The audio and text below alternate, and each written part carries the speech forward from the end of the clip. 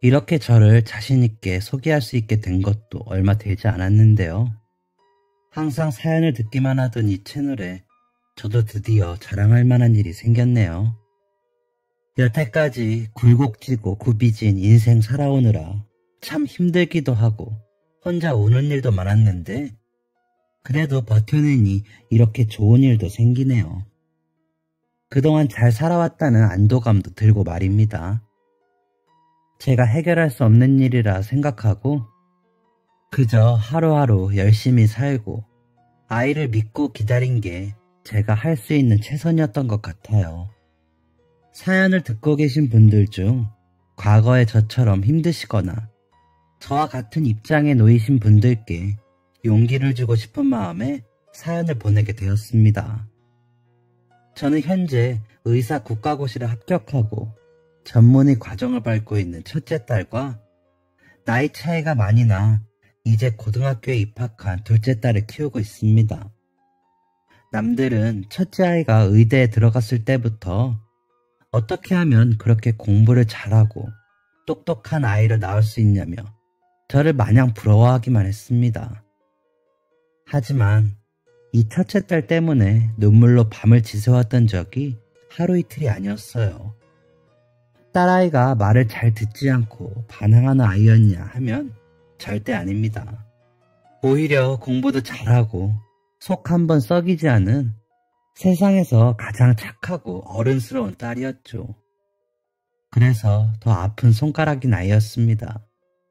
딸아이가 너무나도 빨리 어른이 된 것에 제 탓도 있지 않을까 하는 마음에 항상 아팠거든요. 첫째를 처음 만났던 날이 아직도 생생하게 기억이 나요. 남편과 결혼하고 1년 동안 저는 남편에게 아이가 있다는 걸 알지도 못하고 행복한 신혼생활을 이어나가고 있었죠. 남편이 저와 결혼 전 다른 여자와 결혼을 전제로 동거를 오래 했다는 사실은 알고 있었어요. 그런데 그 사이에 아이까지 있었다는 건 남편에게 들었던 적도 없고 예상도 하지 못했던 일이었죠. 그저 동거라고만 이야기했을 뿐 그 이상은 저에게 이야기하지도 않았고 저도 그때는 질투도 나고 관심 없는 척하느라 더 물어보는 일도 없었습니다. 사실은 그 여자와 남편이 사실혼 관계로 결혼 생활을 이어가다가 아이를 낳고 갈라선 상황이었죠. 혼인신고를 하지 않고 헤어져서 아이는 남편이 아닌 친모의 호적으로 올라가 더더욱 제가 알 방법이 없었던 거예요. 모든 게 다 저만 빼고 남편 가족들도 다 알고 있는 사실이었고 시어머니 주도하에 모두가 저를 속이고 있었던 거였네요. 아이를 키우던 남편의 전부인은 남편이 재혼했다는 소식을 듣자 본인도 아이에게 얽매이지 않고 본인 인생 찾겠다고 아이를 시댁에 맡겨버렸고 상황을 어쩌지 못한 시어머니가 남편에게 연락을 하면서 저도 아이의 존재를 알게 되었어요. 참 그때는 힘들었습니다. 남편은 성격도 가정적이고 모든 일에 솔선수범하고 성실한 사람이었고 화 한 번 낼 줄 모르는 착한 사람이라고 생각했는데 이렇게 저를 속이고 결혼했다는 것에 대한 배신감이 굉장히 컸어요. 아무리 법적으로 혼인신고를 하지 않았다고 해도 이미 아이도 있고 결혼을 한 번 하고 저에게 새 장가를 든 거잖아요. 솔직히 남편이 아이가 있고 결혼을 했다고 사실대로 말했으면 좀 꺼려졌겠지만 그래도 남편이 너무 좋은 사람이어서 모든 걸 감행하고 결혼을 했을 것 같은데 이렇게 저를 속였다는 사실이 무척이나 분하고 배신감이 들었습니다. 앞장서서 저를 속인 시어머니에 대한 배신감은 더했죠. 제가 여태까지 믿고 있었던 게 모두 무너져 내리면서 당장 이혼을 하네 어쩌네 난리를 쳤습니다. 지금 생각해도 뒷골이 당길 정도로 그때의 충격이 컸어요.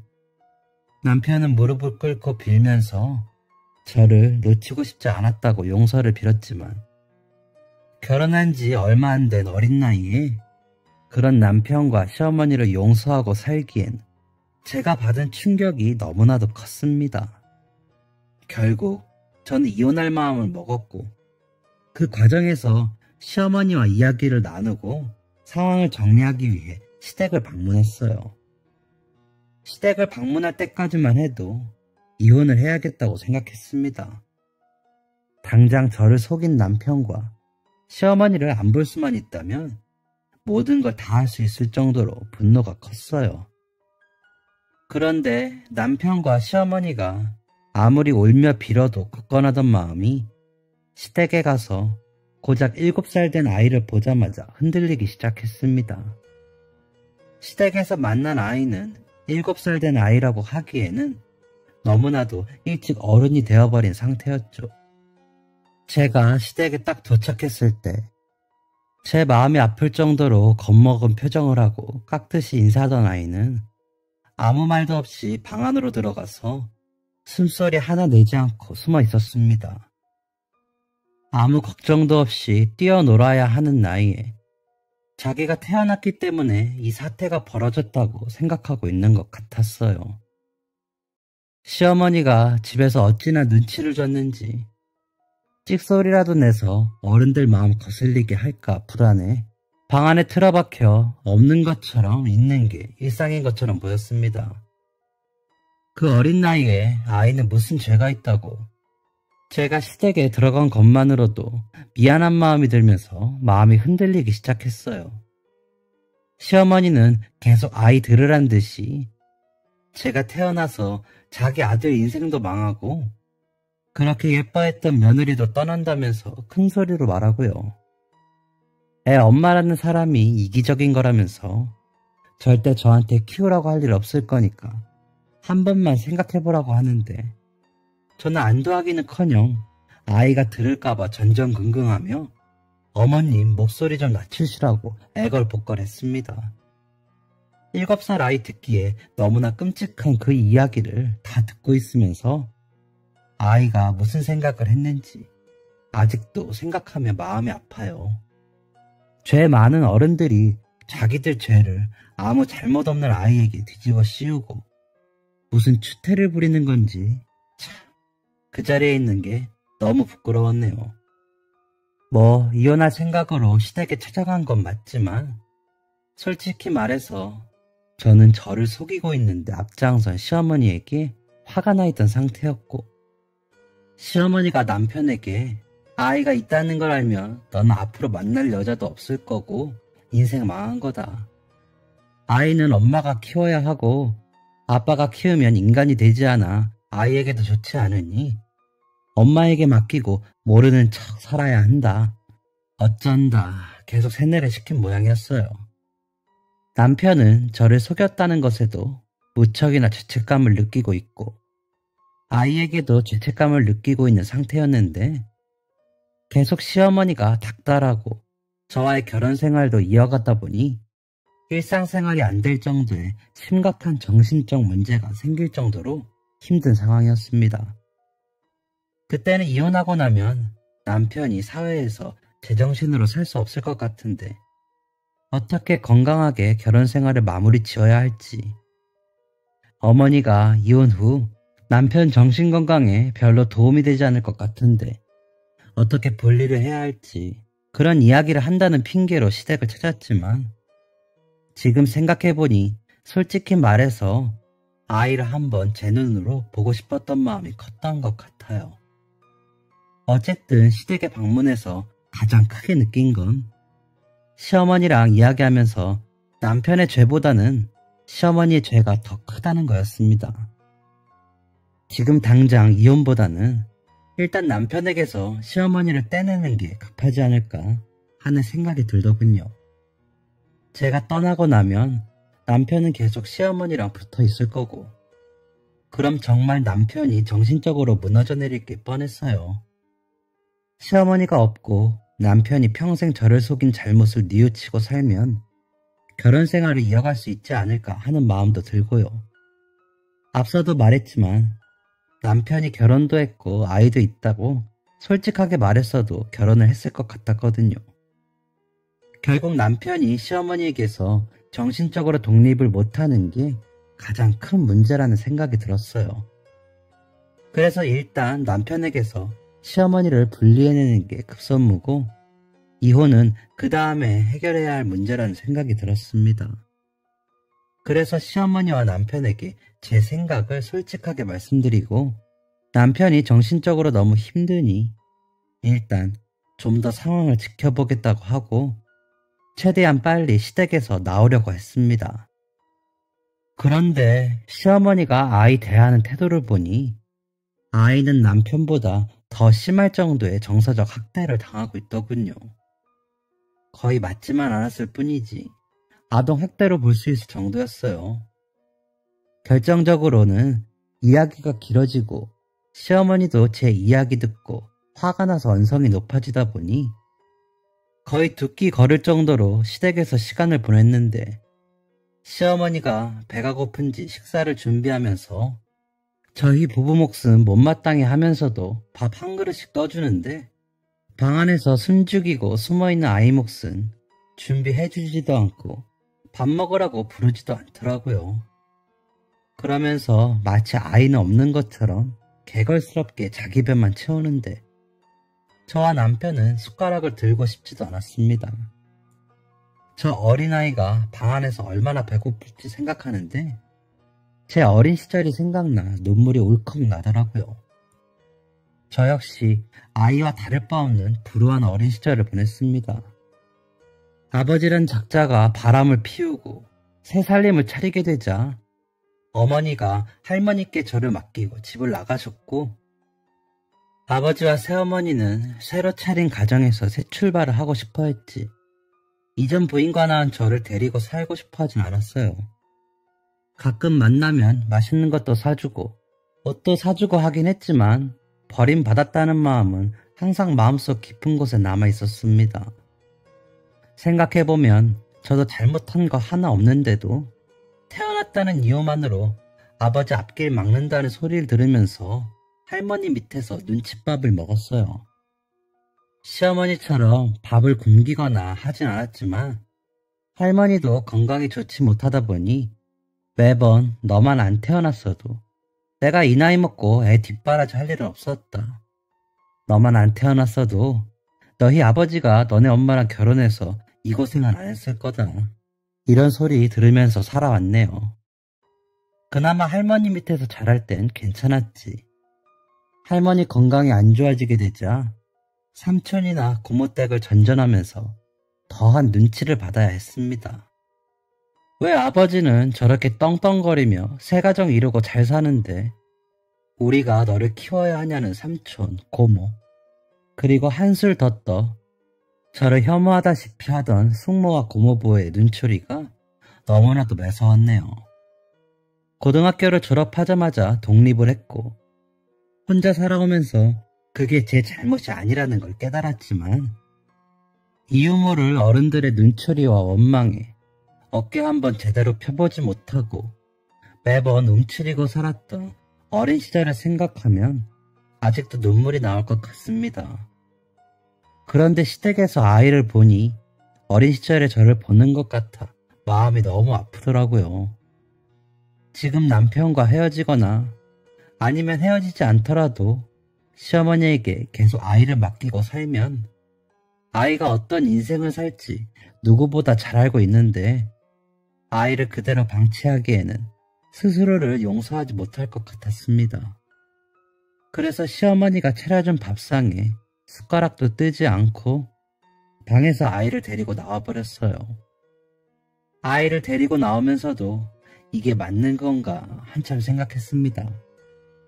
남편은 영문도 모르고 옆에서 숨죽이고 눈치 보고 있고, 저는 마음속 한구석이 착잡해 아무 말도 하지 않고 있으니 집으로 돌아가는 차 안에서 아이가 더더욱 겁먹은 표정으로 움츠리고 뒷좌석에 가만히 앉아있더라고요. 자기가 내는 숨소리마저도 제게 거슬릴까 신경 쓰면서 숨소리 한번 내지 않으려고 애쓰는 모습이 무척이나 안타까웠습니다. 앞으로 어떻게 할지 눈앞이 캄캄했지만 일단 아이를 데리고 나왔으니 안정을 줘야겠다고 생각했어요. 그래서 애써 밝은 척 말을 걸었죠. 윤지야, 방에 있느라 심심하고 힘들었지? 아줌마랑 맛있는 거 먹으러 갈까? 윤지는 뭐 좋아해?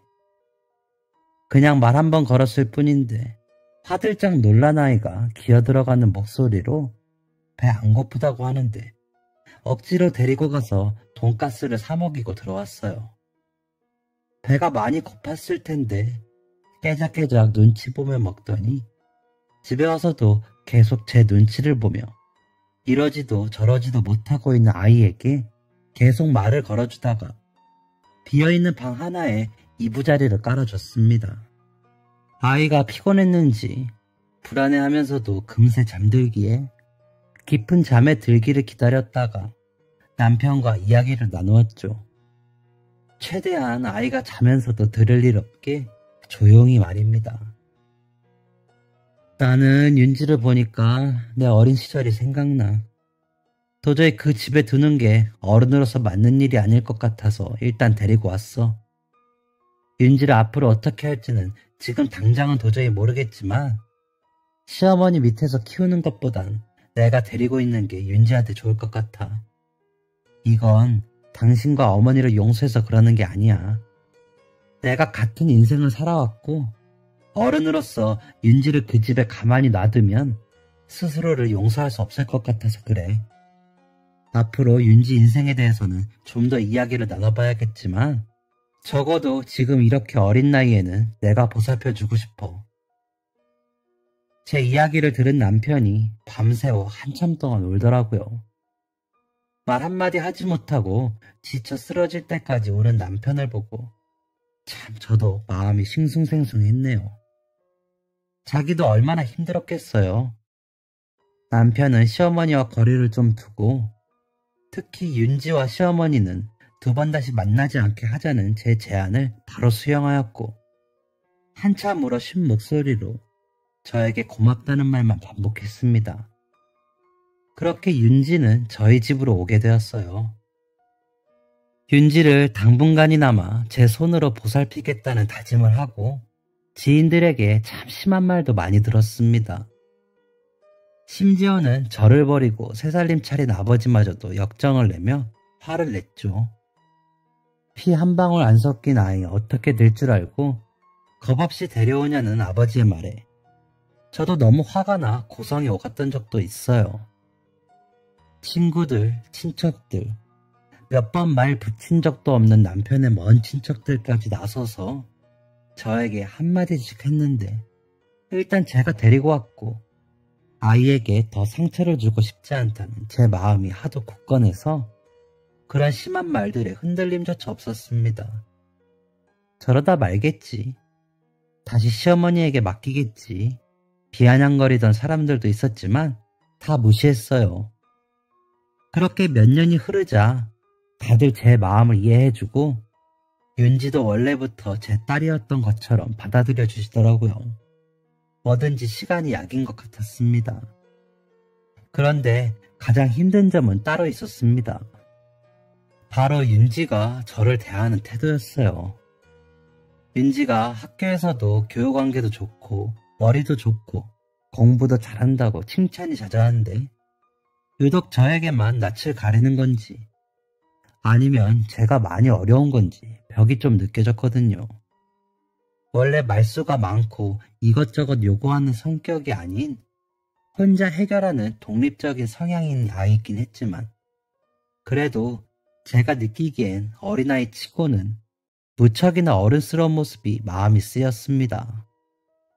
주변 사람들은 윤지가 공부도 곧잘 하고 속도 썩이지 않아 정말 다행이라고 착한 아이라고 입에 침이 마르게 칭찬을 하셨지만 저는 속으로는 윤지가 다른 아이들처럼 장난감 사달라고 때도 좀 쓰고 속도 좀 썩이고 해줬으면 좋겠다는 마음이 항상 있었죠.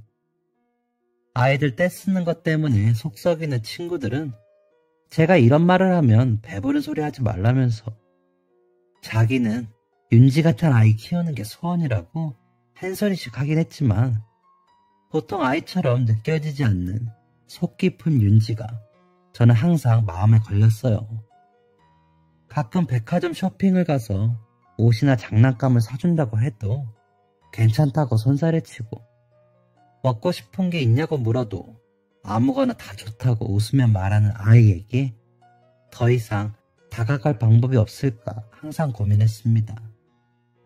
저를 엄마라고 부르지 않는 것에 대해서도 고민이 많았어요.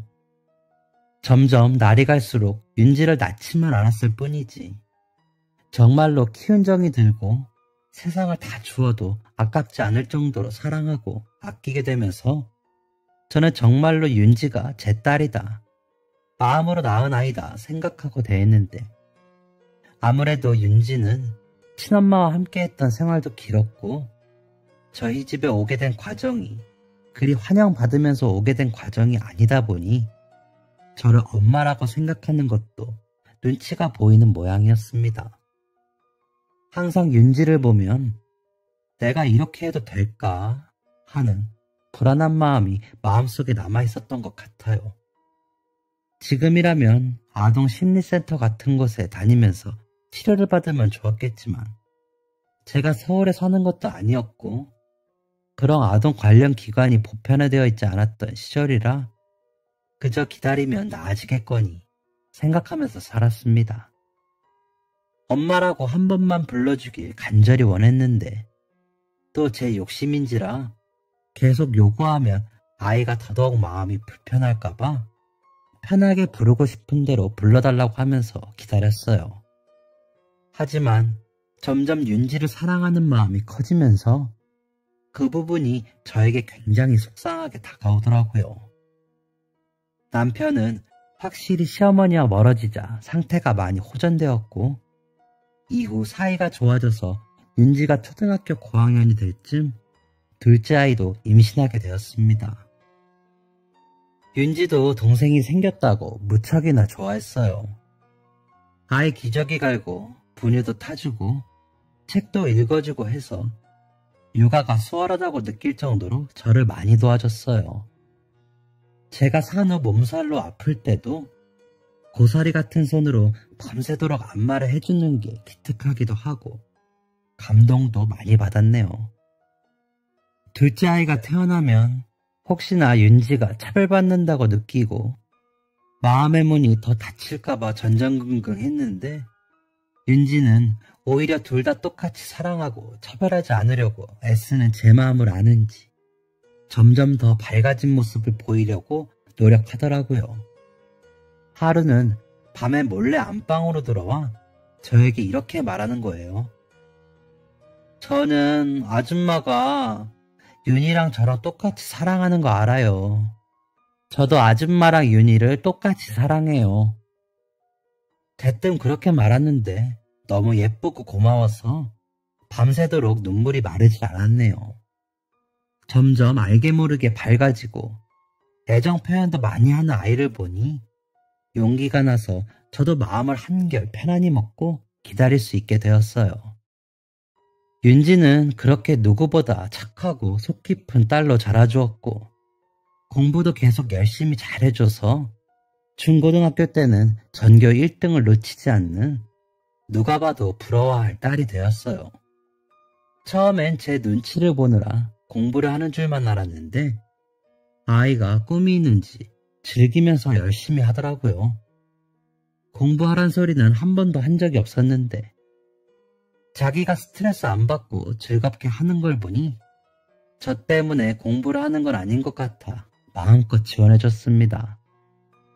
공부도 고등학교 가면 체력 싸움이라 운동도 보내주었고 부족한 과목이 뭔지 파악해서 과외도 붙여주고 했더니 훨씬 더 재미있게 공부를 하더라고요. 나중에 대학 원서를 넣을 때야 왜 그렇게 공부를 열심히 했는지 알게 되었습니다. 제가 둘째를 임신했을 때도 몸이 좀 안 좋았는데 아이를 낳고 나니 몸이 회복이 안 되어 고생을 많이 했고 그 때문인지 둘째도 어릴 때 잔병치레가 많았는데 그 모습을 보면서 의사가 되고 싶었다고 하더라고요. 그런데 의사는 전교 1, 2등 해야 원서라도 넣을 수 있으니 꿈을 이루기 위해 공부를 했고 여기저기 대외 활동으로 봉사활동도 하고 해서 의대 지원을 할 수 있게 되었다고. 꿈에 가까워졌다고 좋아하는 아이를 보니 너무 기특하더라고요. 고사리 같은 손으로 마사지 해줬던 게 마냥 귀엽고 기특하기만 했는데 그 어릴 때 그렇게 깊은 마음을 가지고 어른도 하기 힘든 꿈을 위해 그렇게 노력을 했다니 다른 어른들보다 우리 윤지가 훨씬 멋진 사람이라며 남편과 그렇게 칭찬을 했습니다. 검은 머리 짐승 거두는 거 아니라면서 윤지를 데려올 때 한참 심한 말을 했던 사람들도 아이가 의대에 합격해서 진학하게 되니 저에게 고생한 보람 있다면서 한마디씩 해주더군요. 하지만 저는 윤지를 키우면서 윤지 때문에 속 썩이거나 고생했던 적이 한 번도 없어서 그런 말은 전혀 와닿지 않고 그냥 우리 아이 꿈 이루기 위해 그렇게 노력했는데 드디어 꿈에 한 발자국 나아가게 된 거 축하해달라고 했어요. 윤지를 키우면서 제가 더 많이 배웠고 더 나은 사람이 될 수 있었고 오히려 윤지가 저를 미워하지 않고 그 흔한 사춘기 한 번 없이 착하고 어른스러운 딸로 자란 것에 제가 더 고마운 마음이 들었습니다. 그렇게 윤지는 그 힘들다는 의대 6년 과정도 투정 한 번 없이 잘 보냈고 국시도 한 번에 합격했어요. 국시 과정을 끝내고 한숨 돌릴 새도 없이 인턴 준비를 하는데 평화롭기만 하던 집안에 불청객이 찾아왔습니다. 남편은 출장 때문에 지방에 내려가고 아이는 집에서 좀 떨어진 대학병원에서 인턴을 할 예정이라 짐도 싸고 이것저것 정리도 하면서 바쁘게 보내고 있었죠. 갑자기 초인종이 울려서 봤더니 동네에서 한 번도 본 적 없었던 여자가 누추한 차림으로 집 앞을 서성이고 있더라고요. 처음엔 잡상인이나 사이비 선교하시는 분인 줄 알고 괜찮다고 말하고 초인종 끄려고 했는데 갑자기 윤지 이름을 부르면서 문을 열라고 난리를 치는 거예요. 엄마 마음이 그렇잖아요. 모르는 사람이 아이 이름 부르며 대뜸 문을 두드리니 심장이 쿵 하기도 하고 무슨 일인가 싶어 문을 열어줬습니다. 방에 있던 윤지도 모르는 사람이 자기 이름을 부르자 놀라서 거실로 나왔고 문을 열자마자 거짓골 한 여자가 대뜸 윤지를 보자마자 껴안기 시작했어요. 어머, 우리 딸 왜 이렇게 컸어? 정말 몰라보게 컸다, 윤지야. 엄마야. 아이고, 내가 너를 보내고 얼마나 힘들게 살았던지. 잘 커져서 정말 고맙다, 윤지야. 다짜고짜 이렇게 말하면서 아이를 껴안는데 저도 아이도 무슨 일인지 영문을 몰라 어떻게 하지도 못하고 그냥 놀란 눈으로 상황을 지켜보기만 했습니다. 여자가 누가 봐도 거짓으로 짜내는 것 같은 눈물을 막 흘리면서 아이의 손을 잡고 계속 엄마라는 말만 반복하는데 그제서야 윤지 버리고 간 친엄마구나 하는 생각이 들더라고요. 일단 거짓골을 하고 있는 여자한테서 아이를 떼어내려고 거실 테이블에 앉으라고 했습니다. 그랬더니 여자가 앉을 것도 없다며 자기는 자기 아이 찾으러 온 거라는 말도 안 되는 이야기를 하더라고요. 엄마는 이 고생하면서 힘들게 자랐는데 그래도 우리 윤지 이렇게 잘 커져서 너무 고맙다. 고마워. 너희 아버지는 엄마는 고생시켜도 너는 고생 안 시켰구나. 공부 열심히 해서 의사도 되었다며? 이제 엄마랑 같이 살자. 그동안 남의 집에서 더부살이 하느라 고생 많았지 우리 딸. 저한테는 볼 장도 없다는 듯이 차갑게 아이 찾으러 왔다고 하고 어안이 벙벙해 있는 윤지 얼굴을 막 쓰다듬으면서 이렇게 말하는데 딱 왜 왔는지 알겠더군요. 자기 인생 찾아간다고 갈 땐 언제고 아이 의사 됐다니까 찾아와서 자기 딸이라고 데려간다는데 속이 너무 뻔하잖아요.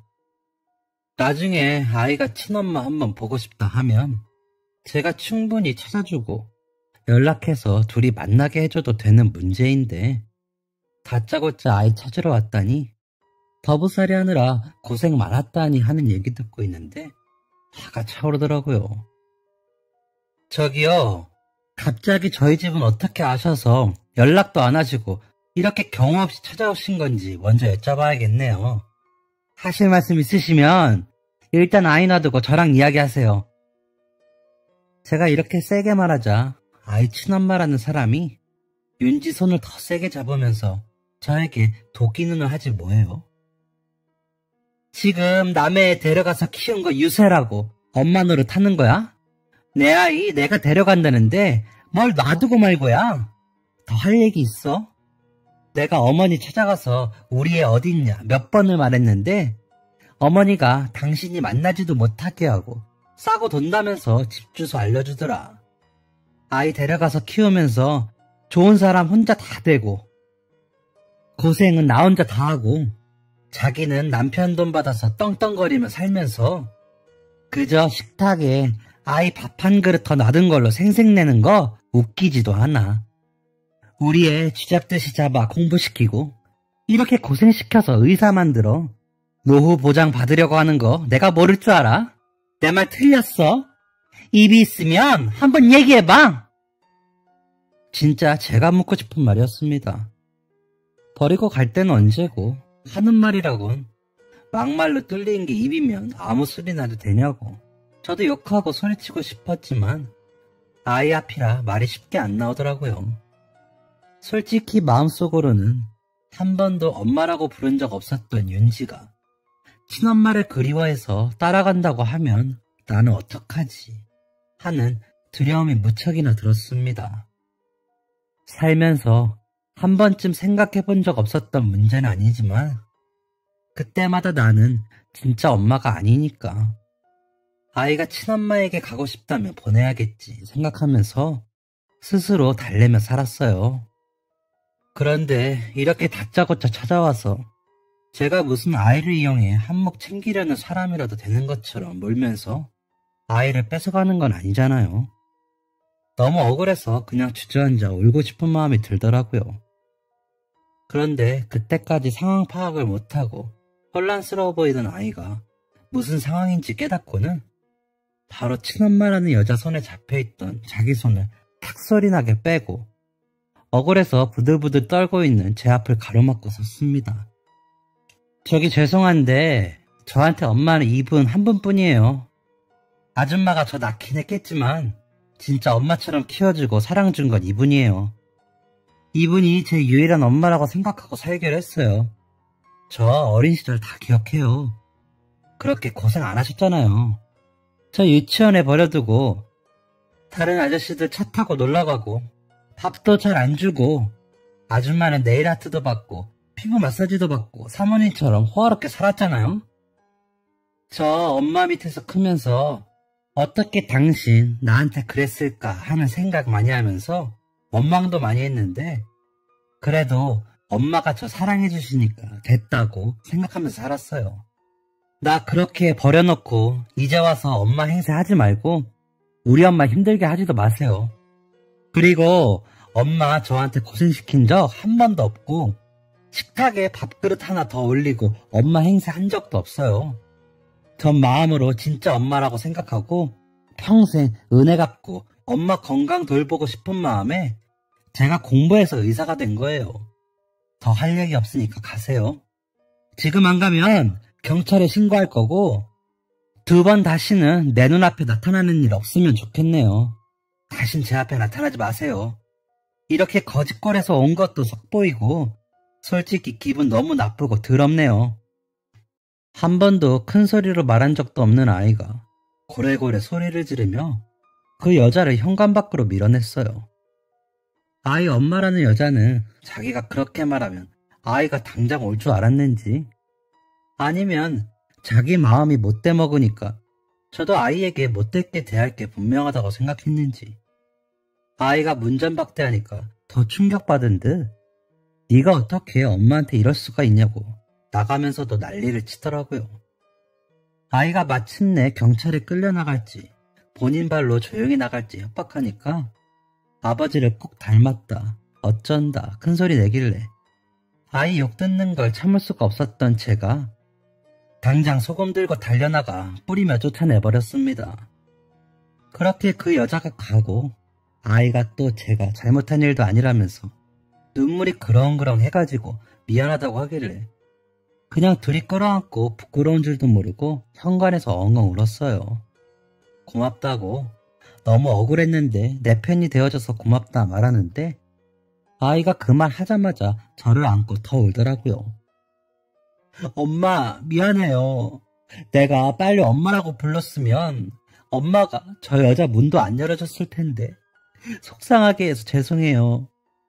친엄마가 날 버렸다는 생각에 엄마를 진짜 엄마처럼 사랑하면서도 엄마라는 그 말이 아파서 입안에서만 돌고 밖으로 나오지가 않았어요. 이제 와서야 엄마라고 불러드려서 미안해요. 앞으로 더 잘할게요.